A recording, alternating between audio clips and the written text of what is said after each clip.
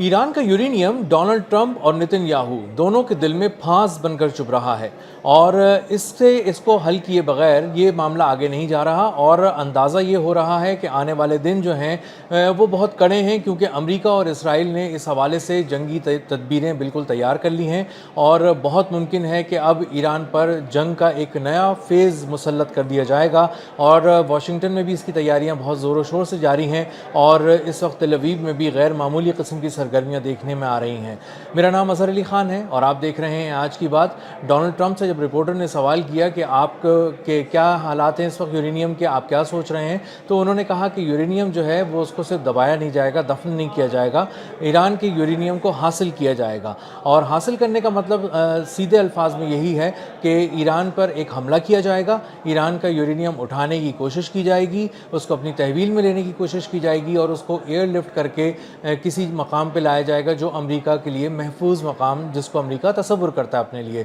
अब इसमें वो इसराइल की भी मदद लेगा, नेतन्याहू की भी मदद लेगा, इसराइल की आर्मी की मदद लेगा और ख़ास तौर पे उनकी एयरफोर्स की मदद लेगा, जो इस वक्त बेन गुरियन एयरपोर्ट जो है तेल अवीव का, उसमें बहुत ही गैर मामूली तौर पर सरगर्मियाँ वहाँ पर जारी हैं और वहाँ पर इसराइल की जो फ़िज़ाइया है वो तैयारी कर रही है एक हमले के लिए जो ईरान पे किया जाएगा। कहाँ किया जाएगा इसके बारे में बताया जा रहा है कि 3 मकामात जो हैं वो ऐसी साइट्स हैं जहाँ पर मुमकिन तौर पर ईरान का अफजूदा यूरेनियम मौजूद है और इन 3 साइट्स को निशाना बनाया जाएगा। न सिर्फ निशाना बनाया जाएगा बल्कि इसके करीब उतरा भी जाएगा और इसके करीब उतरने के बाद वहाँ पर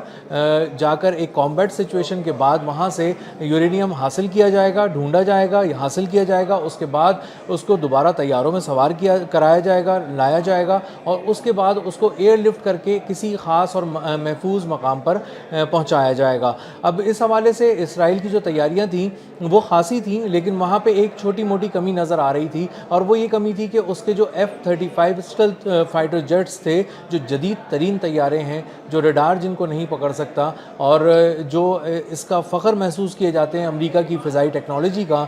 वो F-35 तैयारों में एक कमी रह गई थी इसराइल को जो दिए गए थे अमेरिका की जानिब से, वो ये कि उसके जो फ्यूल टैंक्स हैं वो इतने बड़े नहीं हैं। वो इस हद तक तो ठीक है कि किसी जगह पे जाया जाए, ईरान तक जाया जाए और एक कार्रवाई करके वापस आया जाए, लेकिन अगर ईरान में कहीं दूर जाना है, ईरान के दूसरे कोने पे जाना है और वहाँ पर कॉम्बैट सिचुएशन होनी है, कहीं उनकी एयरफोर्स से कोई लड़ाई हो जाती है या वहाँ पर उनकी एयर स्पेस में ईरान की ठहरना पड़ता है, कुछ देर रुकना पड़ता है, तो वो उसके लिए उनका फ्यूल नाकाफ़ी था और वो वापस आने के लिए उनका फ्यूल इतना नहीं था, उसमें ईंधन की ज़रूरत पड़ जानी थी। इसीलिए इसराइल ने इस वक्त फौरी तौर पर एक ऑर्डर दिया है, $34 मिलियन का ये ऑर्डर है, ताकि उसके जो F-35 जेट्स हैं, फाइटर जेट्स, उनके जो फ्यूल टैंक्स हैं उनको बड़ा कर दिया जाए, उनके साइज़ को बड़ा कर दिया जाए ताकि उसमें ज़्यादा ईंधन ज़ख़ीरा किया जा सके, ताकि वो एक लंबी फ़्लाइट ले सकें, दूर तक की फ़्लाइट ले सकें, पहुंच सकें और वहाँ पर पहुंचने के बाद वो हमला भी कर सकें। वहाँ पर किसी तरह की मुठभेड़ हो जाए तो वो जवाब दे सकें, लड़ सकें और उसके बाद वहाँ से वापस निकल कर बाहिफाजत अपने मुल्क वापस पहुँच सकें, जो कि एक खासा मुश्किल है इस वक्त F-35 के लिए, क्योंकि उसके फ्यूल टैंक्स छोटे हैं। तो उसको बड़ा करने के लिए एक तरह का कॉन्ट्रैक्ट साइन किया गया है $34 मिलियन का। $34 मिलियन के इस कॉन्ट्रैक्ट को साइन करने के बाद इसराइल बुनियादी तौर पर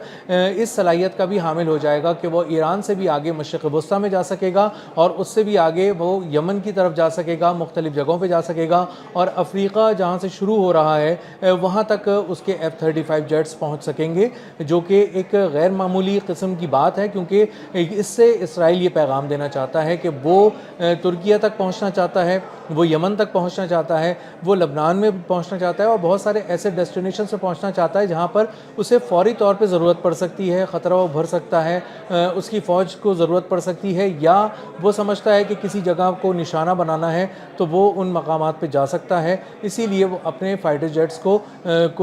रीमॉडल कर रहा है, उसके अंदर मज़ीद चीज़ें ऐड करवा रहा है और वो अपने फ्यूल टैंक्स को बड़ा करके उसके अंदर एक गैर मामूली तौर पे उसकी परफॉर्मेंस को F-35 की बढ़ाना चाहता है। अब इसराइल की जब ये तैयारियां हैं तो अमेरिका भी ये बात कह रहा है कि जब यूरेनियम उठाना है और किसी जगह पे जाना है तो इस तरह का एक ऑपरेशन वो इस्फहान में कर चुके हैं और इस्फहान में जब उनके तैयारे अमेरिका के उतरे थे, बहुत ही बड़ा ऑपरेशन उन्होंने किया था। उसमें C-130 तैयारे थे, H-60 हेलीकॉप्टर्स थे, MQ-9 रीपर्स थे, A-10 थंडरबोल्ट तैयारे थे اور یہ سارے طیارے اور یہ سارا جو فضائی طاقت لے کر جب وہ وہاں پہنچا امریکہ، تو وہاں پر پہلے سے گھات لگا کر ایرانی پاسداران انقلاب بیٹھے تھے، انہوں نے ان کو آنے دیا، بالکل جب وہ قریب آ گئے تو ان پہ حملہ کیا، اور پھر یہ تاریخ بتاتی ہے کہ اصفہان کا جو صحرا تھا اور اس کے جو پہاڑ تھے اس کے پاس امریکی طیاروں کا قبرستان بن گیا۔ $800 ملین کے طیارے راکھ ہو گئے، وہیں پہ پڑے رہے، اور اس حالت میں وہاں سے امریکی فوج بھاگی کہ وہ اپنی